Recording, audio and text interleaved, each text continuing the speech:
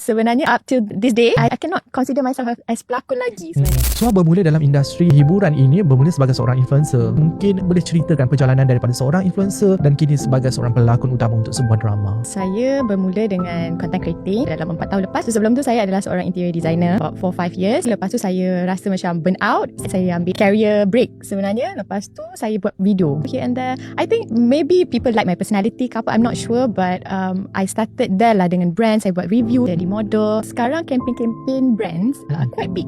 They like to spend on marketing. Dia memang macam go up to a level where diorang buat short film lah, apa benda tau.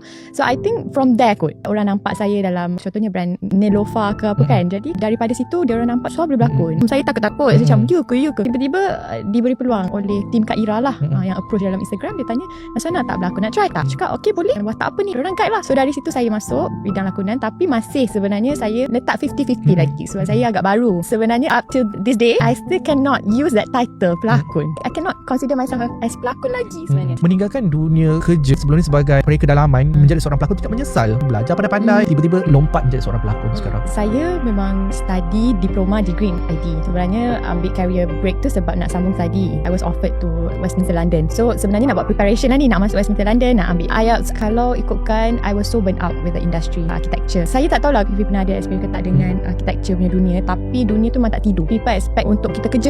Macam saya cakap tadi, saya bukan quit pun sebenarnya. Kalau ikutkan the original plan, I was taking a break. Tapi saya memang kuat pegang benda ni semua rezeki.